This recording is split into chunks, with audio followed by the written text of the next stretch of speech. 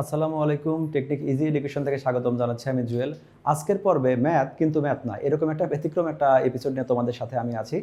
এখানে আমাদের যে একটা উদাহরণ আছে, আমাদের এখানে এরকম একটা ছবি অনেক সময় দেওয়া থাকে, যে চিত্রগুলোর মাধ্যমে আমরা আসলে ত্রিকোণমিতিক অনুপাতগুলো মনে রাখি। ইনফ্যাক্ট এর আগের ক্লাসে তোমাদের সাগরে লবণ আছে, কবরে ভূত আছে, এরকমই কোনো কথা বলেছিলাম। সাগরের লবণ আমরা দেখলেও কবরে ভূত এখন আমাদের দেখা হয় নাই। তারপরেও সেই কবরে ভূত দিয়ে আমরা বিভিন্নভাবে মনে রাখার ট্রাই করি সাইন কসের মধ্যে সম্পর্ক কি। এগুলো আসলে কোনো ম্যাথের কোনো অংশ না, বাট বিভিন্ন আমরা ট্রিক্স অবলম্বন করি যাতে এই তথ্যগুলো আমাদের মনের মধ্যে থাকে। আমরা তোমাদের প্রিফার করি যখন তুমি ক্লাস 9-এ পড়ছো, শুরুতে ত্রিকোণমিতিক অনুপাতগুলো নিয়ে আলোচনা করছো, তখন তুমি এই ধরনের দুই একটা ট্রিক্স মনে রাখবে।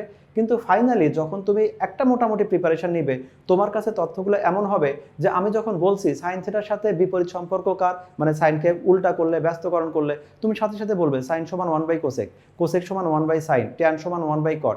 এই তথ্যগুলো তোমার একেবারে নির্ভুলভাবে হতে হবে।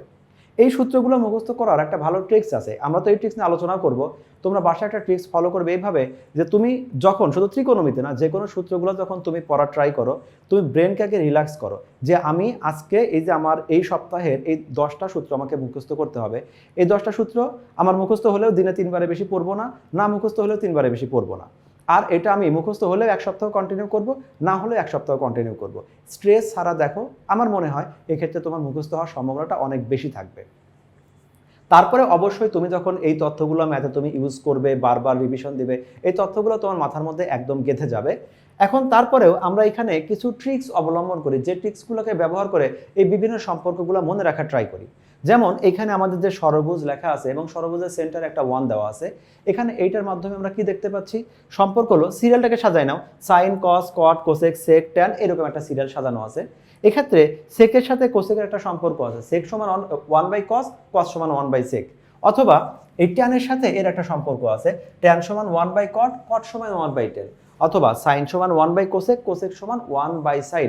এই 1-এর সাথে একটা সম্পর্ক আছে, 1টা আমি লিখে নিলাম। তারপরে শুধু এখানেই না, দেখো তোমরা স্কোয়ারের সূত্রটা মনে মনে করো যে আমাদের কি ছিল, সূত্রটা ছিল আমাদের sec square minus tan square সমান 1, এরকম একটা ছিল। আমরা যদি ওই ট্যানকে ওই পাশে নিয়ে যাই, তাহলে শুধুমাত্র লিখতে পারি এরকম, sec স্কোয়ার থেটা এটা সমান 1 প্লাস এটা হলো ট্যান স্কোয়ার থেটা। এই যে তারপরে দেখো ট্যান এবং 1 মিলে হচ্ছে sec স্কোয়ার, আমাদের দেখো ট্যান এবং 1 এই দুইটা মিলে হচ্ছে sec স্কোয়ার। অথবা এই 1 আর কট দুইটা মিলে হচ্ছে কোসেক স্কোয়ার। ব্যাপারটা কিন্তু আসলেই 1 প্লাস কট স্কোয়ার সমান কোসেক স্কোয়ার, বা কোসেক স্কোয়ার সমান 1 প্লাস কট স্কোয়ার। আবার এই একই দেখে আমরা এই যেভাবে যে এরকম করে লুপটা নিচ্ছি, আমাদের এরকম লুপটা নিচ্ছি, একইভাবে এখান থেকে লুপটা নেই, তাহলে লুপটা কোথায় যাচ্ছে, সাইন কসের পরে 1। আর বাস্তবটা এরকম যে sine square plus cos square সমান হলো 1। এরকম এই তথ্যগুলো আমরা মনে রাখতে পারি। আমরা আসলে আরও নিজের মতো করে, তোমার নিজের মনের মধ্যে যে ট্রিক্সগুলো ফলো করলে তোমার মনে হয় যেগুলো মনে রাখা ইজি, তুমি সেটাও করতে পারো। অথবা সবগুলো স্কোয়ারের সূত্র তুমি যদি একসাথে সাজায় দেখো,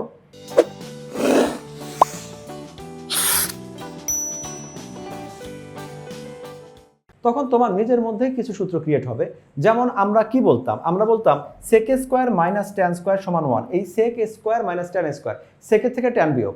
আবার cosec square minus cot square সমান 1। কোসেক, এই যে সেক বা কোসেক, এই সেকটাকে তুমি অনেক বড়, অনেক পাওয়ারফুল মনে করো, তার মানে sec স্কোয়ার থেকে ট্যান স্কোয়ার বিয়োগ করলেই আমাদের 1 হয়।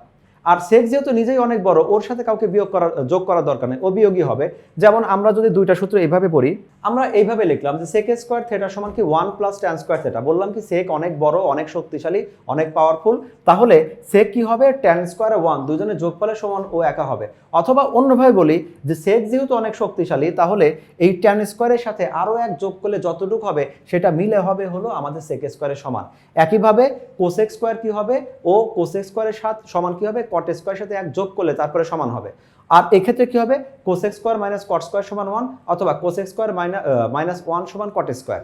এই যে সম্পর্কগুলো আসছে, কোসেক থেকে কিন্তু সবাই বিয়োগ হচ্ছে, কারণ কোসেক বা সেক অনেক ধনী বা অনেক শক্তিশালী, ওর সাথে অ্যাড করার কিছু দরকার নাই, ওকে তুমি বিয়োগ করলে তবেই অন্যজনের সমান পাচ্ছ।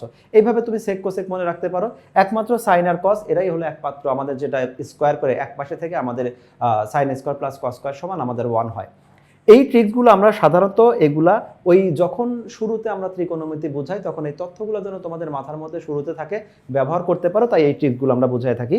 সেই কথাগুলো আমরা এখানে বলেছি যে আমাদের কোসেক সমান 1/sin, সাইন সমান 1/কোসেক, এই কথাগুলো বলেছি। শুধু আরও কথা আছে, ষড়ভুজের যে কোনো শীর্ষের ত্রিকোণমিতিক ফাংশন এবং তার নিকটবর্তী এবং পরবর্তী ফাংশনের ভাগফলের সমান হবে। আমরা এই তথ্য দেখে আসি।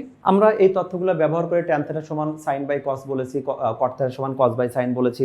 অর্থাৎ এই জায়গায় যে আমাদের তথ্যগুলো ছিল, এই যে ট্যানের সাথে সম্পর্ক কি সাইন আর কসের ভাগফল, কটের সাথে সম্পর্ক কি কস আর সাইনের ভাগফল। তাহলে ট্যানের সময় সাইন আগে, কটের সময় কস আগে। এবং আমরা আসলে সূত্রগুলো পড়ার সময় দেখেছি এরকমই আসলে আমাদের সূত্রগুলো হয়। পাশাপাশি আমাদের এই সূত্রগুলো লিখে দিল যে cos square plus sine square সমান 1, ট্যান স্কোয়ার প্লাস 1 সমান সেক স্কোয়ার, কট 1 প্লাস কট স্কোয়ার সমান কোসেক স্কোয়ার। এইভাবে আমরা সূত্রগুলো মনে রাখবো। আমরা আবারও বলি যে তোমাকে এই সূত্রগুলো জাস্ট মনে রাখার জন্য আমরা এরকম ট্রিক্সগুলো ফলো করি। বাট আমরা অবশ্যই তোমাদের জন্য এটা উইশ করি যে এই ট্রিক্সগুলো শুরুতে তোমরা ফলো করবে। আর হয়তো ট্রিক্সগুলো এই জন্য রাখো কখন একটু এলোমেলো হয়ে গেল যেন এইটা একটু রিয়ালাইজ করো, ওই সম্পর্কটা এরকম ছিল, তাহলে সাইন স্কোয়ারের সাথে কস স্কোয়ারে প্লাসের সম্পর্ক ছিল, সেক স্কোয়ারের সাথে কোসেক স্কোয়ারে মাইনাস সম্পর্ক ছিল। সেক আমরা কিভাবে বলতাম, অনেক ধনী বা অনেক শক্তিশালী, তাহলে ওর থেকে কিছু বিয়োগ করলে আর একজনের সমান হচ্ছে। এইভাবে তোমরা সম্পর্কগুলো বিবেচনা করে ত্রিকোণমিতিক সম্পর্কগুলো মনে রাখবে। আর আশা করি তোমরা এমনিতে মুখস্থ করে টোটালটা, যদি আমরা বলি মুখস্থ করা আসলে প্রয়োজন নেই, আসলে মুখস্থ করা অবশ্যই প্রয়োজন আছে।